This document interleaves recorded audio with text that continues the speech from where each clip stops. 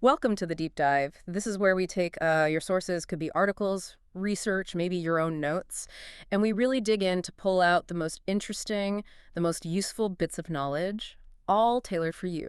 That's right. And today, well, we're diving headfirst into something I think everyone can relate to, especially if you've, tried to learn a language or even just get a simple message across. We're exploring the wild, often really funny world of English errors. Yeah, it's a great topic. And our mission today, it's really not about making fun of people's mistakes. Not at all. No, no. It's more about appreciating just how nuanced language is. Yeah. We want to understand what makes these slip-ups so funny, maybe why they happen. And this is the important part. What can we all learn from them? How can they help us be clearer, maybe more empathetic communicators? Exactly. Because look, everyone makes mistakes. Language learners, native speakers, everyone. And being able to, laugh it off sometimes, learn the lesson, and that's just part of the journey. It's part of connecting, really. Absolutely. And the sources we've got for this deep dive, they're brilliant. We got this amazing collection, everything from public signs, stuff you'd see on the street in India or Japan, to confusing restaurant menus promising some very questionable food, even feedback forms from English schools that reveal some hilarious truths, and yeah, a few pretty colorful car bumper stickers too. Oh, I bet. It's like a global tour of accidental comedy, and I think it's going to be really insightful. So let's unpack it, maybe starting with some personal stumbles. Because, believe me, I've made my fair share. My own attempts at French are proof that even when you mean well, things can go spectacularly wrong. Always a good place to start. Personal experience really grounds it. Right. So speaking of those personal stumbles, and honestly, some of these are genuinely humbling. I've put a fair bit of effort into learning French, but wow, even when you think you're getting somewhere, you hit these like linguistic potholes. My all-time favorite and probably most embarrassing is the whole thank you very much versus thank you nice bum thing. Oh, no.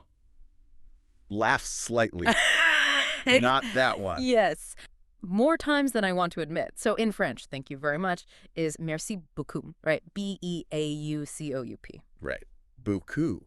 But the way I sometimes, or mispronounce that last bit, the coup, it comes out sounding exactly like merci beaucoup, C-U-L. Oh, dear. Yeah, beaucoup. And beaucoup means, well, nice bum. So there I am, trying my best to be polite, showing genuine gratitude, and I'm probably walking around complimenting people's behinds without even knowing it. Chuckles. Until you see that little shift in their expression, that flicker of confusion, maybe a suppressed smile. It's fascinating, though, isn't it? Because that specific mistake, it all comes down to such a tiny difference in sound. Hey. Almost impossible for an untrained ear to catch. But it leads to a completely different meaning. And yeah, like you said, a pretty awkward, funny one. That ooh sound in beaucoup, it's deep, it's rounded, like the ooh in moon. But the u in call, it's much tighter, more forward in the mouth. Almost like the u in few, but not quite. Right. Getting that tiny difference wrong. Yeah, your polite phrase suddenly becomes quite suggestive. It really shows you how precise pronunciation needs to be, especially with sounds that maybe don't exist in your own language. It's like walking a tightrope sometimes. It really is. It makes me so self-conscious now saying thank you very much in French. Oh. I sort of mentally check my mouth shape before I say it. Loves that. And then there's water. L'eau. Seems simple, right? Essential word. You'd think so. But for me, that specific French vowel sound, that kind of O sound in low, it just will not stick. It's a disaster. I'll try and order water, and people just stare blankly. No idea what I'm trying to say. So my solution, born out of sheer frustration and, let's be honest, thirst. Let me guess. Beer. Beer. Okay. Exactly. Just order beer. Une bière, much easier to pronounce. And, well, it solves the problem, doesn't it? I've actually become quite familiar with French beers purely because I can't say water. That's a classic strategy, isn't it? Find a workaround. It shows how we adapt when we hit these roadblocks. And even if it's not exactly what you wanted, successfully ordering anything feels like a win when you're learning. Oh, definitely. But it also, it reminds us to be a bit patient when we hear someone struggling. The intent is often clear, even if the words aren't perfect. Oh, definitely. And don't even get me started on masculine and feminine nouns in French. Oh, my goodness. Grammatical gender, fun times. Every single noun has a gender. You need un for masculine, une for feminine. Okay, fine. Un pain au chocolat. Chocolate croissant. Masculine. Got it. Simple enough. But then beer. Une bière. Feminine. Okay, a pint. Also feminine, une pint. Right. But if you want half a pint, it's un demi. And demi, which means half, is masculine. Okay. Even though it's half of a feminine pint of a feminine beer, it's like the language is just messing with you. It often feels that way. My solution, just order a full pint. Avoids the whole gender dilemma. Much easier than trying to figure out the logic because often there doesn't seem to be any. It really highlights how arbitrary grammatical gender can feel, especially if your first language doesn't have it. Exactly. It's not about logic. It's about memorization, pattern recognition, which can be really tough when related words clash like that. So you either master the rules or, like you did, find clever ways around them. Pretty much. It just shows that language isn't always intuitive. Sometimes you just have to learn its quirks. And understanding these things helps prevent misunderstandings, or at least helps us appreciate the effort someone's making.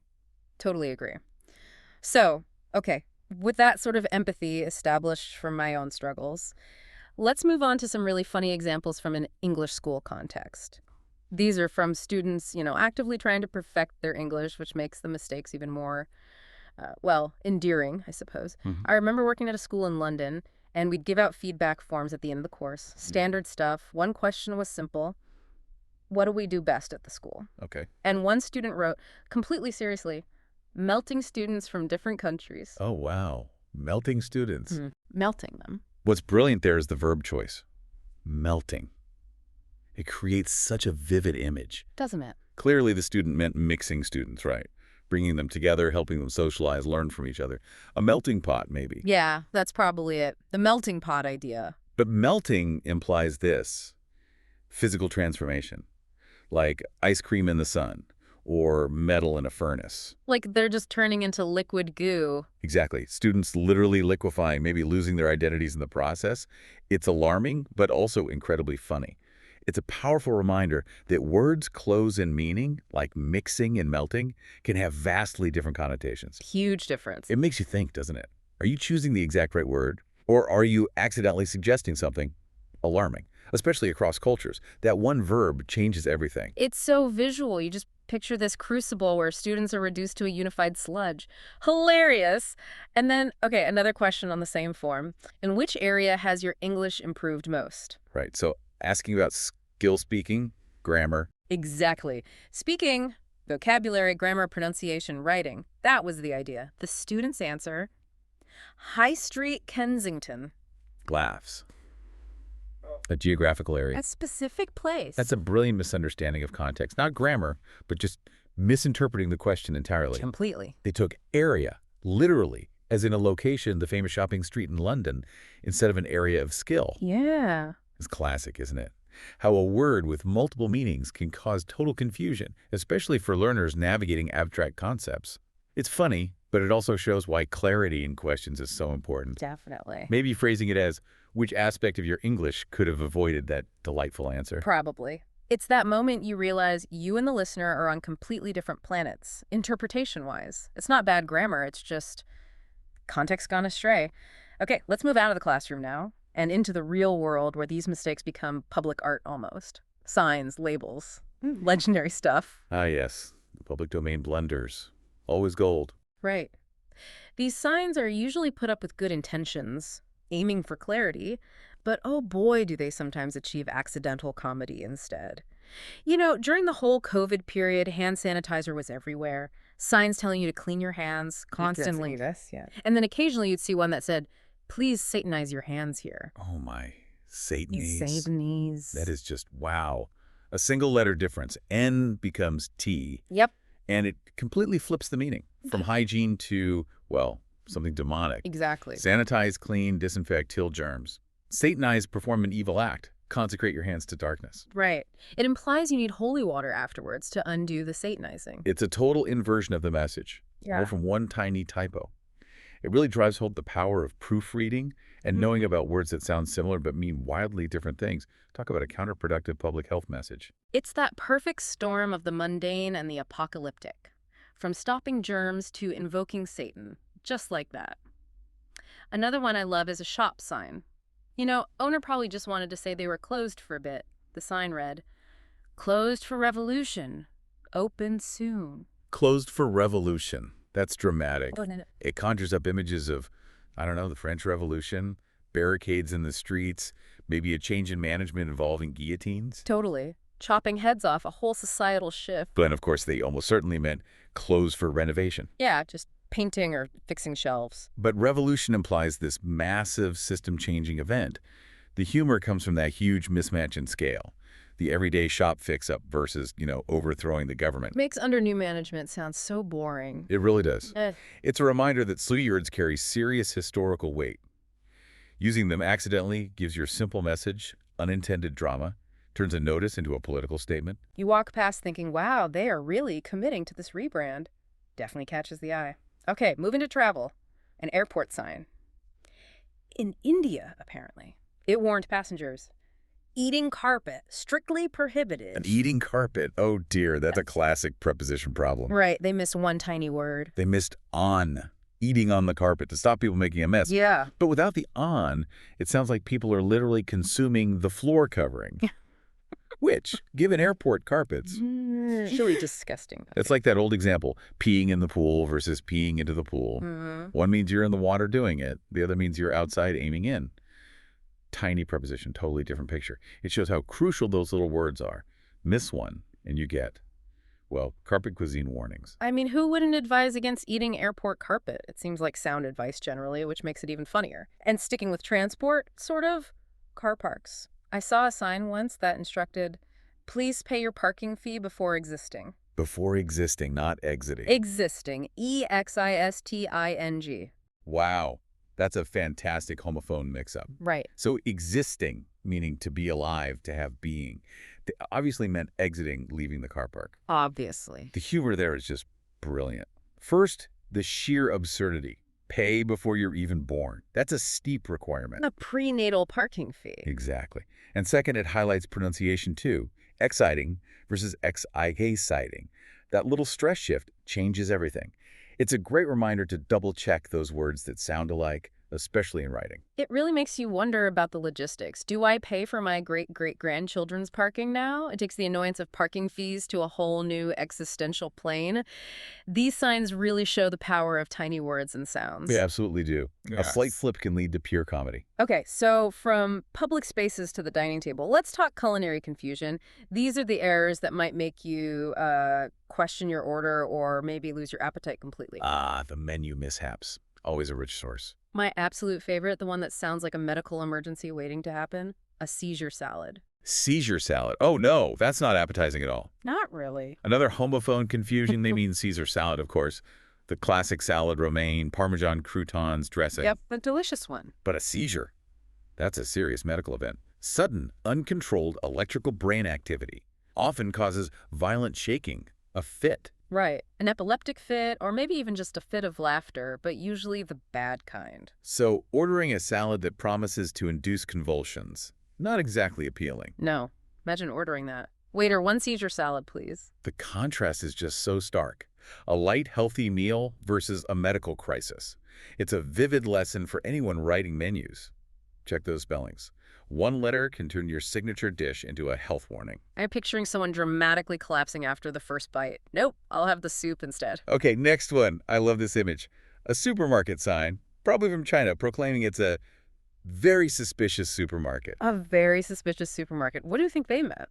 Probably specialist, like offering special goods. That makes sense. Specialist supermarkets selling unique items, gourmet stuff, maybe organic, international foods. Right, something niche. But suspicious. That word immediately sends up red flags. It suggests something's wrong, dishonest, maybe illegal happening there. Totally. Shady characters in the aisles. Deals going down in the back room. Questionable discounts on meat that fell off a truck. Exactly. It inspires immediate mistrust. Who wants to shop somewhere that feels dodgy?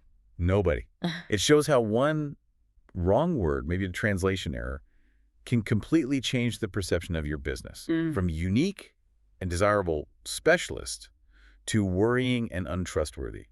Suspicious. My mind just jumps to those grainy CCTV clips labeled suspicious character. Actually, just the other day, I walked out of my building pushing my son in his pram, and there's this guy just standing there blatantly videoing my building with his phone. Oh, that's creepy. Right. And as I walk past, he starts videoing the street I'm walking down. I'm thinking, Who is this suspicious character? I mean, I'm online enough. Do I need someone actually filming me on the street? Yeah, that's unnerving. So I can easily imagine that guy working checkout at the very suspicious supermarket. You'd be constantly looking over your shoulder while picking your apple. That's a perfect illustration of the feeling.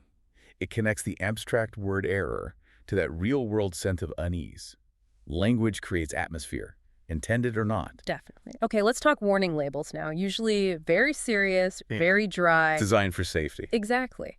But sometimes they achieve this accidental level of absurdity or even, well, offense. This one's from a laser device. Among all the standard warnings, it includes this gem. Keep it away from incompetent people such as children or pregnant women. Oh, dear.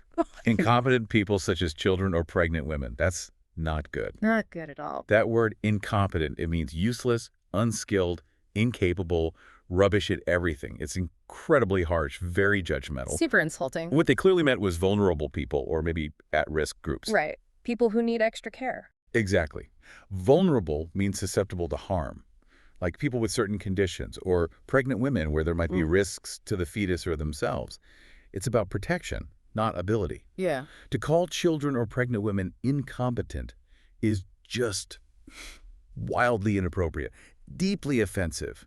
It completely misses the point of the warning. It's not about judging their skills. It's about keeping them safe from potential harm due to their specific situation. It sounds like don't give this laser to a pregnant woman. She'll probably just break it or point it at herself because, hormones make you incompetent. Precisely. It's incredibly demeaning. It flips the message from care to judgment.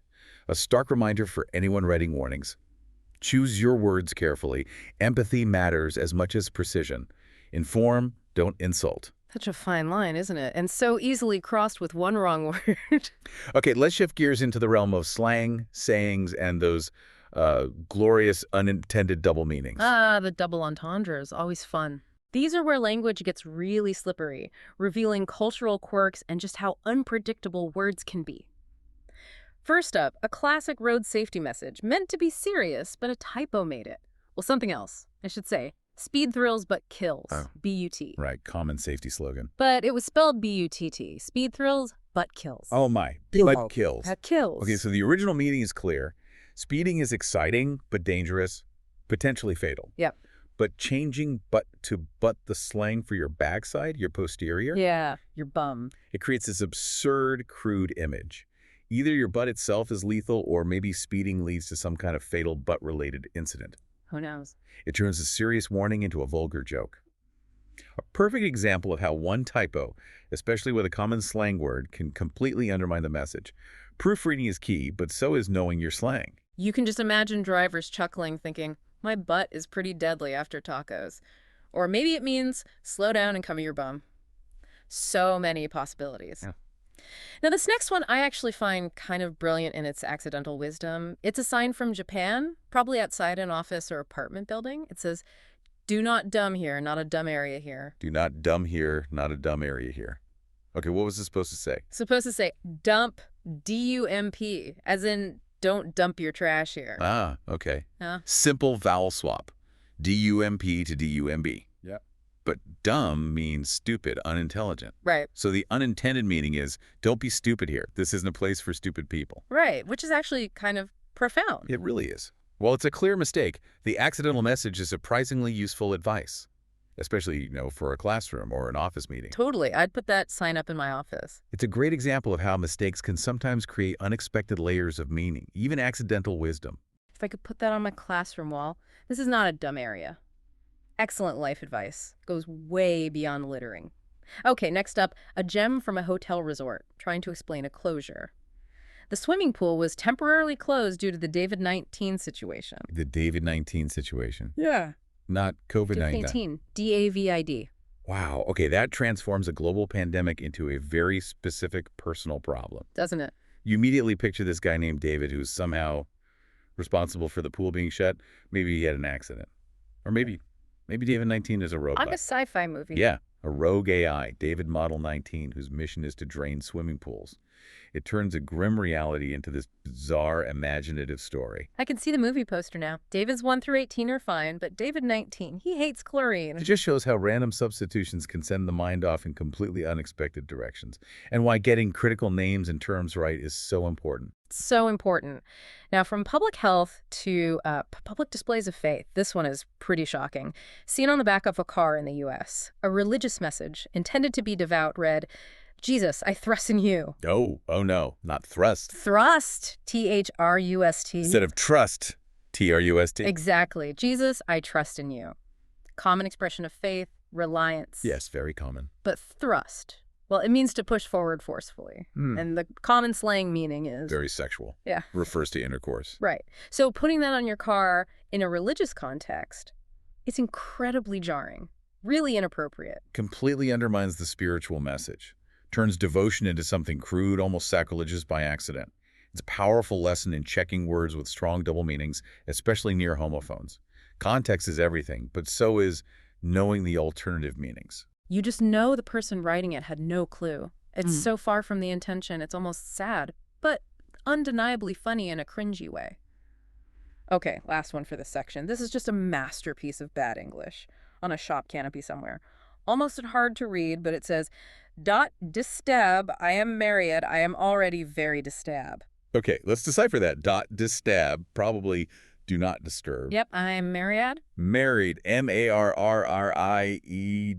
Looks like it. I am already very disturbed. Disturbed. I think so. Do not disturb. I am married. I am already very disturbed. Oh, that's brilliant. Despite the terrible spelling and grammar. You get it immediately. You totally get it. The humor just punches through. It's this incredibly jaded but hilariously relatable comment on being married. Like, don't bother me. Marriage itself is disturbance enough. Exactly. Pre-existing condition of disturbance. It's amazing how human experience and humor can cut through even really bad language barriers. That feeling marriage as a delightful chaos is just instantly funny and understandable. It shows how resilient humor is. That's the magic, isn't it? Even when the English is barely English, the human truth, the wry wit, just shines through, a truly disturbed sign with profound meaning. Indeed. All right, we've navigated personal errors, public signs, dodgy menus, and weird sayings. Now we arrive at the absolute peak, the edge of absurdity, where English errors become legends, often venturing into, shall we say, inappropriate territory. The Hall of Fame errors. Exactly. Let's start with a food court sign, likely advertising jerk chicken, but the warning it gave went way beyond food safety. Think before you jerk, don't jerk and drive. Oh my goodness, don't jerk and drive. Think before you jerk. Right. Okay, so jerk in jerk chicken refers to the Jamaican style of cooking, the spice rub. Yes, the food term. But jerk as a verb, particularly in American slang. Means to masturbate? Yes, the UK equivalent being wank. So a sign probably meaning don't eat messy food while driving, or maybe warning about spice, becomes a very explicit, very crude instruction about not engaging in self-pleasure behind the wheel. Which, you know, is actually good advice. Keep both hands on the wheel. Technically sound advice, yes. Yeah. But the double meaning is so strong, so immediate for most English speakers. It's just shocking and hilarious on a public sign. It really hammers home the need to know your slang, especially across different regions. What's innocent food prep in one context is, well, something else entirely in another. You just do a massive double take, then probably giggle uncomfortably while trying to order your lunch. Unforgettable. Okay, next. A classic typo with a rather dark, un-Christmassy vibe. A price tag for celebrations, chocolates, you know, the festive mix reads, Christmas bag of threats. Christmas bag of threats instead of treats. T-R-E-A-T-S. Exactly. Treats nice things, rewards, snacks. Right. Treats are good. Threats, T-H-R-E-T-S, are bad. Menacing warnings, promises of harm. Totally. So it completely flips the script. A symbol of festive joy becomes this tool of intimidation. Instead of a nice gift, you're getting warnings, maybe for your enemies. Perfect for the naughty list. Imagine a gangster handing it over. Merry Christmas, eat these. Or else. It just subverts the whole holiday spirit in such a funny, dark way. Yeah. Shows how one letter can totally change the emotion of a phrase. Sweet becomes sinister. Definitely the gift for someone you're annoyed with. Here's your bag of threats. Happy holidays. Then there's this beauty, a sign next to a small door, maybe on a train or plane, likely meant to label some kind of valve or tap. It says emergency cock. Emergency cock. Oh, boy. Yep. Okay, so technically cock, like in stopcock, can mean a tap or a valve. It's an older, less common usage. Very old, very technical. But overwhelmingly, in modern English, cock is crude slang for a penis. Pretty much exclusively. So labeling an emergency device like that, it creates this incredibly awkward, inappropriate, suggestive image, like the vital emergency tool is, well, that. Not ideal in a crisis. Not ideal at all. It's a stark reminder that even if a word has a technical meaning, its common slang usage is usually what people see first, especially on a public sign. Clarity and decorum matter. My advice. Just avoid using cock so freely unless you want sniggers and confusion. Sound advice. It's certainly a sign you hope you never actually need to interact with in an emergency. Okay, speaking of confusion, this next sign is just pure baffling contradiction. Entrance only, do not enter. Entrance only, do not enter. Wait, what? Exactly. That's a perfect paradox. It makes no sense. None at all. It designates a way in, entrance only, and immediately forbids using it, do not enter. It's like the sign is actively messing with your head, gaslighting you. Total mental short circuit. You can't even correct it easily because the two parts directly contradict each other. It's fundamentally illogical. It shows that sometimes errors aren't just wrong words, they're conflicting instructions that leave you utterly bewildered. It's like the sign just gave up on life. Okay, another classic double meaning, often seen around building sites, erection in progress. Ah, yes. Erection in progress. Always gets a chuckle because erection in construction means building something, putting it up, erecting a building, scaffolding. The technical term. The technical term. But the immediate, much more common association for most people is the sexual one, a man's penis becoming hard. Exactly. So a sign warning about construction work becomes this crude, funny announcement about a very private bodily function. Usually with a picture of a crossed-out man adding to the humor. Right. It's almost like, as you hinted, a perfect sign for a teenager's bedroom door. Erection in progress. Keep out. Ensures privacy, right? For entirely different reasons than the construction site intended. It's a great example of technical jargon clashing with common slang. Always think about how the average person will read it. Crucial. Okay, another typo, this one offering a surprisingly generous and completely absurd service found on a menu or card from a hotel or cafe. Free wife. Free wife. Not Wi-Fi. Free wife. W-I-F-E. Oh, wow. Simple typo, huge implications. Cute. So instead of free wireless internet, they're offering a complimentary spouse. Apparently. The mind boggles. Is it a promotional offer? Buy one coffee, get a free wife, spend over 50 quid, get a free wife. What are the terms and conditions? Right. Does she come with tech support? Is it a lifetime deal? It just humanizes a standard amenity in the most bizarre, shocking, and comical way. The absurdity of giving a person away free. That's why it's so memorable. Yeah. A clear lesson in the power of typos.